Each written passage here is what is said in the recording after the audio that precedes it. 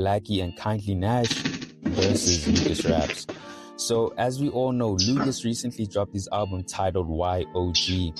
And I must say that I really did enjoy the album. It definitely sounded like he internalized some of the criticism he has been receiving over the years. Because with this project, you can hear that he explored with different sounds. Instead of just focusing on that trap and rage sound he usually loves making, he also got really introspective on some of the records, which I appreciated, because when it comes to Lucas, I know him for mostly rapping about his lifestyle and how good of a rapper he is. So him delving into what he's been going through and how he currently feels was definitely a breath of fresh air. Now with that said, Damn, I haven't heard the album, not some gonna lie. subliminal shots throughout the album. Now because these were subliminals, it's hard to make out whether he was talking about KindlyNxsh as well as Blxckie. So Lucas had a falling out with both these individuals, and what's crazy is that he put both these guys on, but personally I believe ego, jealousy and envy got in the way of things, and now we're in this current situation. So as I said, Lucas was taking subliminal shots throughout the album. I mean, on Yours Sincerely, he had lines like, I'm swimming in this ocean all alone, I'm by my ace, deal with my emotions alone, then I talk to God and I pray. I've never been a snake, there ain't nobody I've betrayed, but for some of the niggas I know, I cannot say the same. And then on Rags to Riches, he goes on to say, it's just me and my mic again. It's up to me to enlighten them. There's so many stories they'd like to bend. He said he the GOAT. I'm not convinced. I don't know who lied to him. I hate it when people get big and think that everyone else shrinks. And then on The Shepherd, he also goes on to say, don't ask me about my past, and none of those people's names ring a bell. My life changed. I'm not like you who sits and waits around. I'm not like you. I never kiss and tell. I keep the info to myself because I don't trust nobody else. I'm better off alone. Look, I'm better off on my own, bro. Me giving myself to you again, to me, is a no-go. There's a level I set for myself that I won't go below, bro.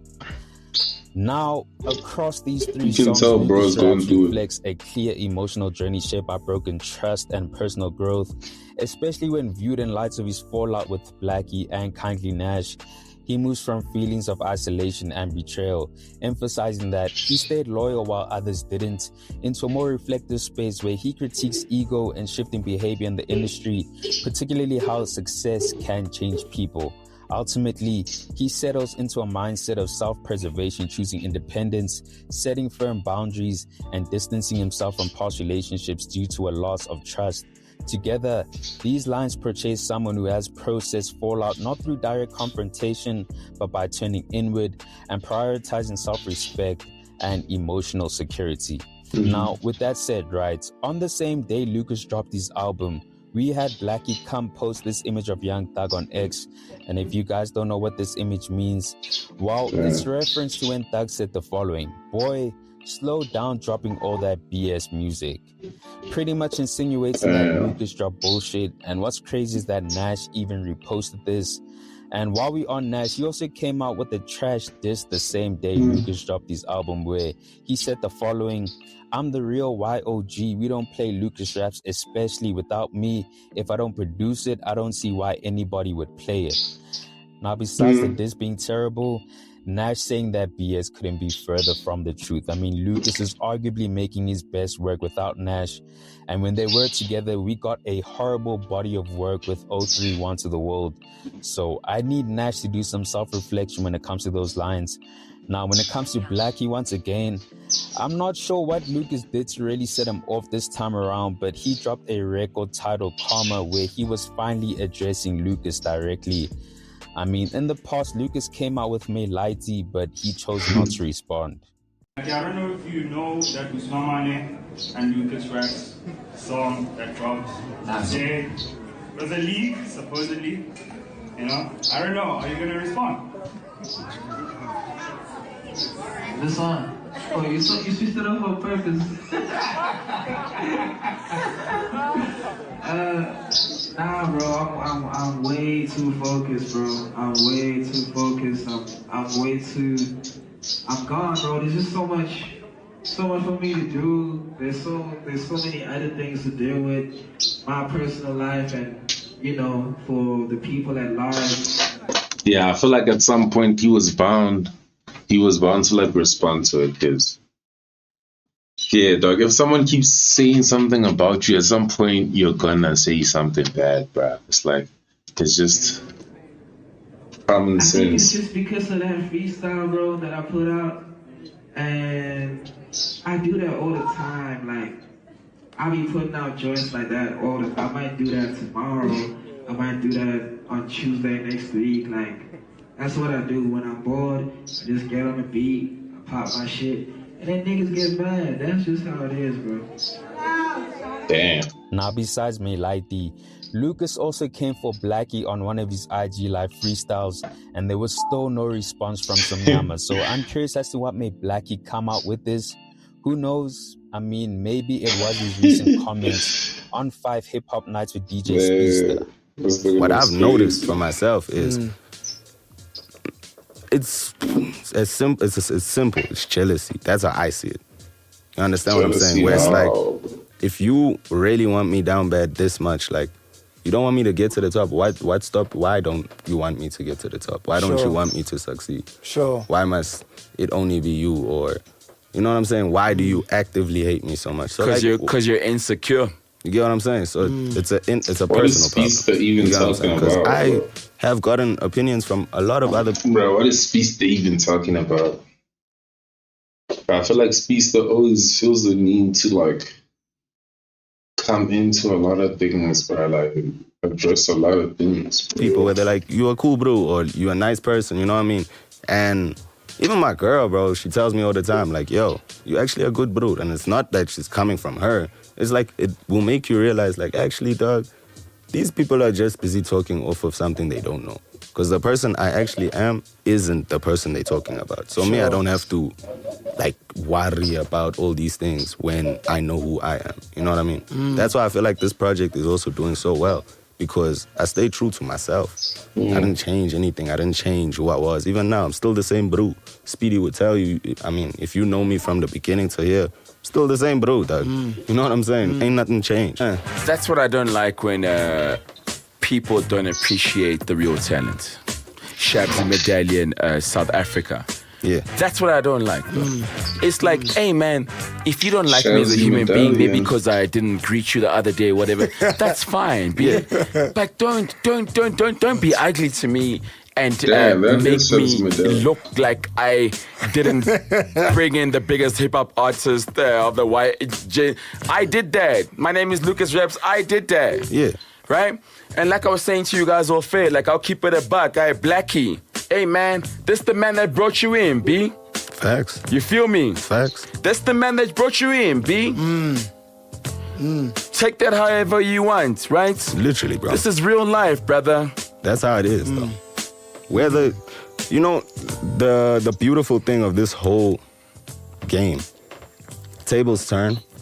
You know what I'm saying? Every hero has a season, my dog. Sure. You know what I mean? Even Marvel has different heroes. Because every hero has to have a season, my dog. Tables will turn. People will learn. Sure. You know what I'm saying? The Bible even says you can forgive, but it doesn't say you must forget. You know what I'm saying? And there's a trajectory of things that has happened that it'll be nice when the tables turns. When we eating there, we saying, boys, look at... Damn, bro. Imagine waiting for someone's downfall. Saying tables are gonna turn. Hey, boy, you wait for a while there. Yes, sir. Oh, okay. That's life. Yes. That's how it goes. I don't want to dwell into that energy. I just wanted that to be on record. Sure. To the whole of the nation, the whole of the internet, everybody must understand that because people are very quick to forget where some things come from. That's why I don't like no LucasRaps disrespect. I don't like no young Swiss disrespect. It's either you Gary or forget about it. Now, let's get into this record, right? So we can hear Blxckie say the following. Beef coming in, we just keep brying. G's and grills, gotta keep smiling. Keep it shining. Teeth, chain shit, the same diamonds. Cancer the same for the niggas, they be lying. See me taking flight, now you think you the pilot. Thinking you the nicest. Whole time you the worst on the mic. Couldn't make a song if it meant it's gonna save your life. and I mean that in the realest way. Hopefully this shit gon' close it all and shut the whole debate. So with these lines, we can pretty much hear Blxckie just shitting on Lucas, talking about his jewelry being fake, mentioning how Lucas is trying to take credit for his success and how he isn't capable of actually making a good song. Now Blxckie gets into his storytelling bag and talks about how their fallout actually came about. So he goes on to say, niggas had a good thing going, you peel back the smiles and the jealousy starts showing. Packing your shit with a straight face, I'm like, where you going? Niggas said, bro, I'm just moving out, but there's nothing to it. I'm like, hey bro, do your thing. Past couple weeks have been crazy, I get it anyway. Living with a bunch of niggas could really fuck up your brain. I just hope you're good, even if it means you get a little space. Trip confused like with this brew vying. Our phones is on, so we just keep eyeing. Days go by and shit just not flying. Only to find out this nigga been lying. Manager told me this nigga left, that's how we feel. Open the gram to find out he signed a whole deal. Got a crib, got a car, wow, that's what we see. Wasn't even mad at it, like bro, living the dream. Yeah, bro. So it's actually deep, you know. But I'm not trying to like really like dive into it. Like I can give you like a quick like a synopsis. Yeah. So yeah, Big Time Slapper happens. The album happens. Within that whole shebang, like I'm running around, I'm doing launches, I'm doing interviews back and forth. And you've got Mutacit now, so you're on fire also. On a different fire that he's on. So everything's going crazy. And I don't really like see you doing too much anymore. You're not in the studio as much because now it's time to run around. Can't be in the studio. It's time to be outside, You know? Lucas it's no longer lockdown now. Yeah, it's different now. So Lucas decides, yo, I'm gonna go jump into an actual record deal. Because the original was just a management deal. The same one I'm in right now. It's just management, distribution. That's when he moved out the crib. Yeah, so he moved out this house and got the Africa thing. And he did the Def Jam way, yeah. That's when I moved into the crib with Pepper. Blxckie pulls up, starts living there. Then I end up leaving, get my own shit. And you can't just leave. What, money was nice? What was the vibe? Nah, it was. You just wanted to change. Shit. You know what I'm saying? She just popped off. Things got weird, I guess. Yeah. And then, I just kept on moving from there. Nah, weird sounds things like, got weird. Weird sounds like you put my toothbrush in the wrong place. Or Blxckie ate my yogurt. That's weird. We can say you know, put my toothbrush in the wrong place type thing. Sure. You know what I'm saying? Yeah. And it just became like a situation where it's like it's destroying us more being this close. It'll be better if we move out. Yeah. And have our own space. So he's the one who started it. Blxckie out there with with everything. Oh, with the other bros. With Pepper. Pepper. Like to come do the thing, because like they were moving on like their shit. They started like doing their shit. They started do you not feel like you got left out? Like they're focusing on Blxckie more? Nah. I feel like that's how it should come across. But because I'm the guy in the whole thing, it's like... Because you kind of like paving the way for them. I'm gunning for the nigga. You feel what I'm saying? So I'm like, yo, this nigga's hard. You feel what I'm saying? There's nobody saying, yo, this nigga's hard for me. Yeah, that's the thing. That's what I'm saying. No one is reciprocating what you're giving them. You're not supposed to expect something. You get what I'm saying? When you need to do something, you don't do it. You want to get it back. Yeah. You do it. You get what I'm saying? Sure. So I guess maybe if you're looking at it like that, then yeah, Lucas was left out or whatever. But as Lucas, it taught me a different thing. I'm now chilling with Christ at the crib. We making other type of music. Like Christ, like Jesus Christ. Not Christ. You don't know Christ, dog. Who's the producer of Views. So we chilling with him at the crib. Like we start like connecting on some other shit. You know what I'm saying? I start understanding other shit. So once that starts happening, I realize, you know what? It'll be even easier for the whole movement if I dip. Okay, cool. So Blxckie continues by saying, everyone that got me to this point get they props, nigga. Every interview I tell them, yeah, it was that nigga. First time I'm at the crib, be like, welcome, this is my shit. My studio and my pool, yeah, my shit. Then we find out the crib was 90s all along. Shout out to the queen, she really saw the vision young. Did us kind of dirty, but it's cool, we carry on. I'm finding out I was supposed to write your songs. Why you get to hush when that was a plan like all along? I wasn't gonna have an issue, nigga, this is... Cause now I'm finding out where everything went really wrong. They asking this nigga, bro, where the songs for the album? Blxckie done finished with his one. That shit is timeless. Y'all got a whole bunch of songs. Just take one and ride with it. He like, nah, man. I'm trying to take my time with it. 031 to the World was a flop and we all know it.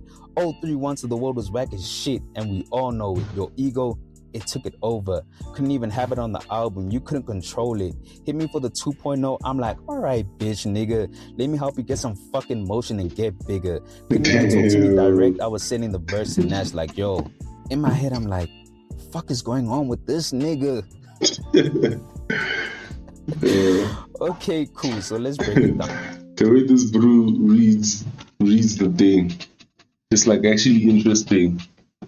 The way he reads it, you can tell he's trying to get a flow actually of it as well. So yeah, bruh. Blxckie is actually, going crazy on Lucas right now. Blxckie talks about how he gave props to the niggas that put him on, and despite not necessarily agreeing with the sentiment that Lucas put him on, he still chose to speak highly of Lucas in his interviews, even after their fallout. Then he speaks on how Lucas tried to make it seem as if the M4 Entertainment House was his, but it actually belonged to their manager, who was Nandi, driving that point of Lucas being fake and a liar. He then speaks on how he was supposed to be a ghostwriter for Lucas on 031 to the World, which is actually crazy because on May Lightly, Lucas spoke on teaching Blxckie how to hold a rhyme scheme. So why would some yama be a ghostwriter for his own teacher? You see when I say there's always three sides to a story? Okay, cool. So Blxckie mentions how Lucas always knew that the plan was for him to do the writing, but Lucas tried to play it off like he didn't know, but Blxckie didn't have a problem writing for him. And because M4 were asking Lucas for his album, they suggested that he take a song or two that he did with Blxckie and use it for his album, but Lucas said he was good because he's taking his time with it. Blxckie then proceeds to shit on 031 to the World, calling it a flop and whack as shit, and how we all know it, whereas Before Now is a timeless classic. He then speaks on Lucas having a huge ego, and because of that... Yeah, bro, but honestly, if you look at it, we put Before Now and we put 031 to the World side to side comparison. We know, bro. Like, 031 to the World was whack as shit. I can't lie, it was really bad. It's not even rememberable. Like, you can't even think of, what's the word? Is it memorable? Yeah, it's not memorable, right? Because you can't even remember any of the songs on it. But Before Now, it's actually dope. Feature him on his album, and despite that, he still swallowed his pride and jumped on 031 to the World 2.0, stating that he was bigger than him this time around. And what pissed Blxckie off in this situation is that Lucas didn't have the decency to come to Blxckie directly. Instead, he was using Nash as a mouthpiece, which speaks to that ego that Blxckie was mentioning. And then he dropped the album. Yeah. And then... yeah, that's basically... Were you on the album? I wasn't on the album. You weren't on his album? I wasn't on the album, unfortunately. But I was on the deluxe. Yeah. Truthfully, it was still a bit hard when you was it the was a little bit tricky at the time. I mean, I can't tell you why. Not because like there's a thing, but just I also don't know what. Yeah, it just got. We've had a few conversations about it, but like there's no real. Exactly, for real. You know what I mean? That's why even like to this day, it's like still a little bit touch and go. Like we cool, we did a couple of each other and stuff, but like it be like that in the game though, especially with niggas who put each other on. Like, especially if you're not gonna be like, if you niggas stayed a duo, I think he'd be fine. But because then you had to do your own thing. When one nigga's more on fire, then the other things get weird. Because I think also fans make it weird. Because then fans start talking shit like that. That was also another thing. But yeah, I don't think the duo thing would have worked like as like a solid forever all his thing. vocals, Yeah, no. he had his name, and it's like if we're a duo, then it's like I'm like holding him back in a way because that's how it felt at the time. Like, yeah, because I wasn't mainstream yet. I just had the album as an underground artist, and you know, it sort of did its thing on Apple and did whatever. But at the time, it was just like he's still coming out. It's the debut album. It's not like he's already established, you know. So if we were a duo, it's just gonna be like it's LucasRaps and then this. Conjure, did he put his album out before you? No, he put it out in the same year, like a few months after. So your album came first. Okay. Even though he was working on his one when I first pulled out. So you niggas had been apart while working on y'all's albums? No, he was here when I was working on my. That's why it's on. That's why it's on your album. So when did he make his? When he had left? When he left, like I did know the songs.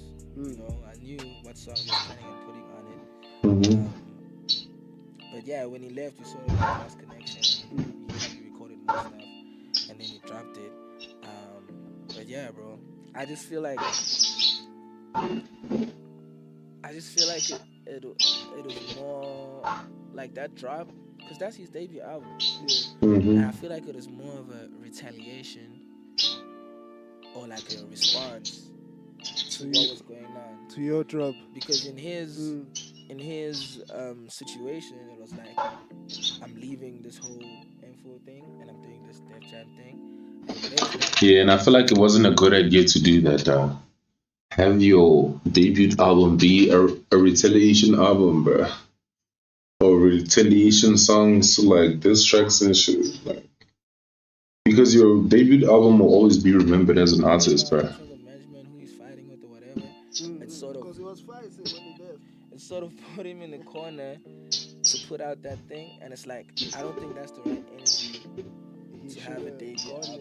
It happened, and yeah, his album did the things. You know, some songs out there went lit. But yeah, I don't think that was the right energy for like a debut album. Now to close it off, Blxckie goes on to say, does he think he's bigger than the system that built niggas? You ain't find me, I found you, bitch nigga.